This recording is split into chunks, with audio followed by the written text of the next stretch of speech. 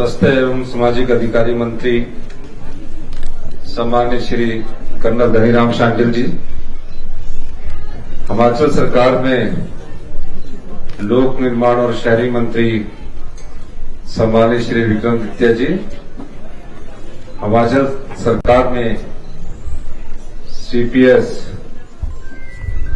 माननीय श्री संजय अवस्थी जी, साथ लगती विधानसभा क्षेत्र के हमारे विधायक विनोद सुल्तानपुरी जी, नालागढ़ से चुनाव जीते हमारे हरदीप बाबा जी, जोगिंद्रा बैंक के चेयरमैन मुकेश जी, जिला कांग्रेस कमेटी के अध्यक्ष हमारे सम्मानित शिव कुमार जी, पूर्व में जिला अध्यक्ष राहुल ठाकुर जी, नगर निगम के सोलन के पार्षदगण, एपीएमसी के चेयरमैन रोशन ठाकुर जी, ब्लॉक कांग्रेस समिति सोलन के अध्यक्ष संजीव ठाकुर जी, नालागढ़ के अध्यक्ष कुसुम चंद जी, कसौली के अध्यक्ष श्री देवेंद्र शर्मा जी, हमारे प्रवक्ता कुशल जेठी जी, सभी सम्मानित बुजुर्ग साहिबान, माताएं, बहनें, युवा साथियों, प्यारे बच्चे तो नजर नहीं आ रहे। वो तो सब टीचर्स ने बोला कि कमरों में ही रहना है क्योंकि कार्यक्रम उनका है। प्यारे बच्चों का कार्यक्रम है ये। और आप सब जानते हैं भविष्य का हिमाचल कैसा हो और भविष्य की युवा पीढ़ी को हम क्या देकर जाए। हमारी सरकार पिछले 20 महीने से ये कार्य कर रही है। ये बात मैं इसलिए कहना चाहता हूं, हम शिक्षा में भी व्यापक स्तर पर व्यवस्था परिवर्तन करने में लगे हुए हैं। इसका ये मतलब नहीं कि हम किसी को तंग करना चाहते हैं। शिक्षा क्षेत्र में व्यापक बदलाव की जरूरत है। मुख्यमंत्री बनने के बाद जब मैंने शिक्षा की बैठक ली और बैठक में मैंने हालात देखे, उस समय मैंने सोचा कि अगर हम इस तरह की शिक्षा अगर बच्चों को प्रदान करेंगे, जहां 5वीं का बच्चा दूसरी कक्षा की किताब नहीं पढ़ सकता है, तो उस शिक्षा प्रदान करने में हमारी या किसी और सरकार की कोई ना कोई कमी नहीं है। आज हम गुणात्मक शिक्षा में 18वें स्थान पर पहुंच गए, जहां हमें अब 18वें स्थान के लिए अगर आप ताली बजा रहे हैं तो इसका मतलब आपने ये सोचा है कि हम और पीछा जाना चाहते हैं और तेज ताली बजाइए। 18वें स्थान पर पहुंच कर भी हम अपने बच्चों में, प्यारे बच्चों में, जो सरकारी क्षेत्र के स्कूल में पढ़ते हैं, वो आत्मविश्वास नहीं दिला पा रहे। मैं खुद सरकारी क्षेत्र में पढ़ा, तब टाट में बैठा करते थे, लेकिन एक आत्मविश्वास होता था और पढ़ाई अच्छी हुआ करती थी। अध्यापक थोड़ा बहुत डांटते भी थे और ये डंडे से हाथ में मार भी पड़ती थी और कान भी खींचे जाते थे। लेकिन अब थोड़ा सा बदलाव आया। अब थोड़ा सा अध्यापक डांट दे तो माता पिता को भी चिंता हो रही कि हमारे बच्चे को क्यों डांटा। घर के बाद अगर बच्चे का कोई दूसरा घर होता है तो शिक्षा का क्षेत्र होता है जहां स्कूल में वो पढ़ता है। इसमें कई बदलाव की जरूरत है। कुछ बदलाव हमने किए हैं। तकरीबन क्वालिटी एजुकेशन की तरफ मेरा बहुत अधिक ध्यान है और बच्चों की सेहत पर भी बहुत अधिक ध्यान हमारा है। 2003 में तकरीबन हमारे 5 लाख कुछ बच्चे हुआ करते थे, 8 लाख कुछ, उसमें एकदम कमी है। गांव में कोई भी प्राइवेट स्कूल खुल जाए उसमें बच्चे जाते हैं क्योंकि उसमें टाई पहनना है, प्राइवेट का नाम है। जबकि गवर्नमेंट स्कूल्स में जो भी टीचर आता है वो कॉम्पिटिटिव एग्जामिनेशन के थ्रू आता है, प्राइवेट में नहीं आता। मैं प्राइवेट स्कूल की विरोध नहीं कर रहा, फिर भी ऐसी क्या कमी है कि स्कूल में हमारे बच्चे बहुत कम आ रहे हैं। इसमें हमने बदलाव किया कि स्कूल का प्रिंसिपल तय करेगा कि वो अपने मर्जी से अपनी ड्रेस कोड को चुनेगा कि उस स्कूल में कौन सी ड्रेस होनी चाहिए। वो स्कूल के प्रिंसिपल पर हमने छोड़ दिया। पहली से इंग्लिश मीडियम को हम शुरुआत करने जा रहे हैं। स्कूल का मर्जर हो रहा है। 5 बच्चों के लिए स्कूल खुला है, टीचर सिर्फ 1 है। और कई जगह तो ऐसे स्कूल है जहां बच्चे नहीं है पर टीचर है। अब 99 स्कूल ऐसे थे जब बच्चा 1 नहीं था लेकिन 2 टीचर थे और जो वहां काम करने वाले थे वो उनको हमने रखा हुआ है। और अब फैसला करना है। कोई भी जो पॉपुलर गवर्नमेंट होती है वो किसी स्कूल को, संस्थान को बंद नहीं करना चाहती,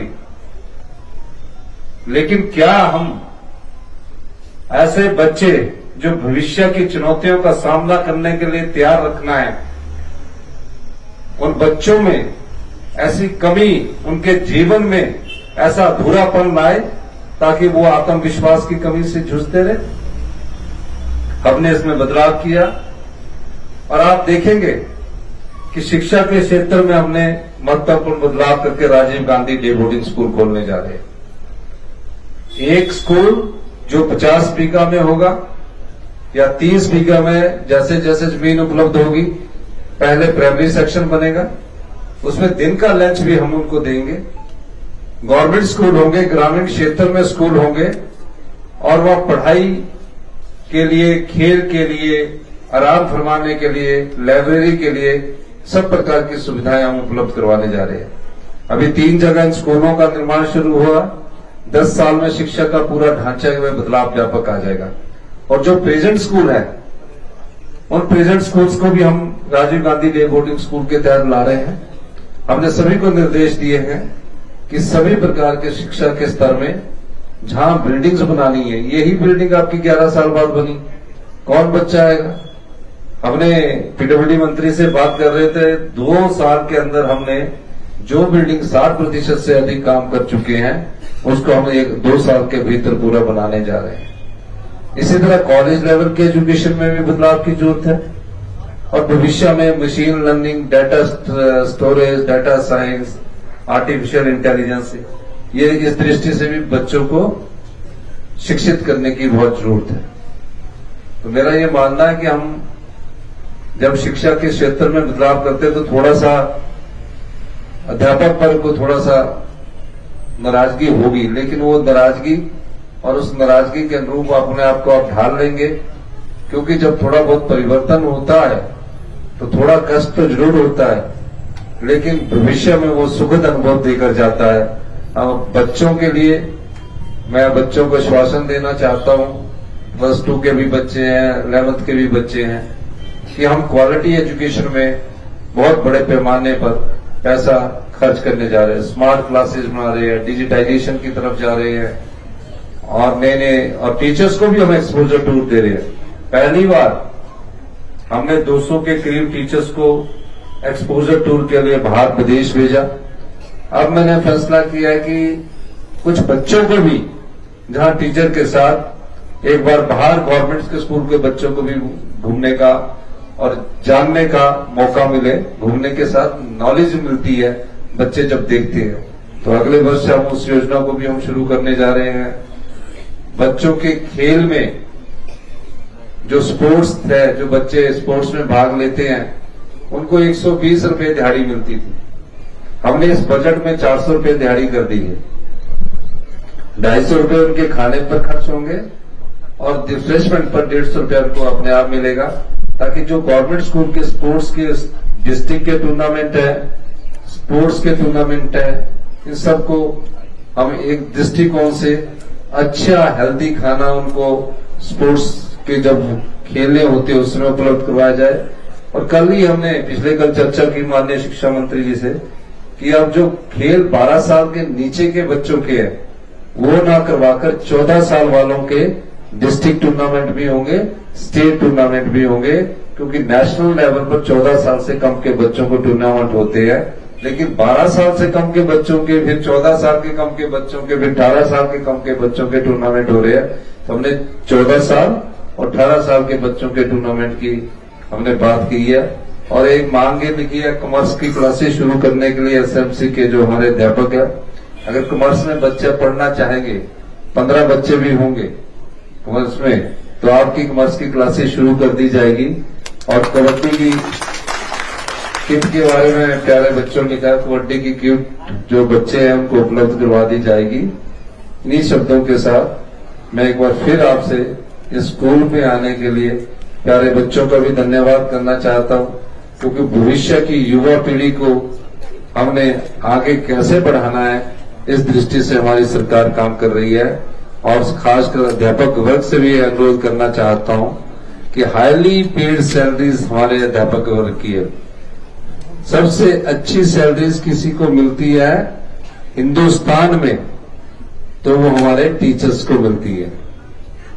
तो आप लोगों को भी ज्यादा जिम्मेवारी और जवाबदेही अपने आप में खुद में तय करनी है। इसी आशा के साथ कि इस घाटी स्कूल में मैं आया हूं, आपने जो मुझे लिखा है मैं आपकी इन बातों का भी ख्याल रखूंगा। आपका बहुत बहुत धन्यवाद। जय हिंद, जय भारत।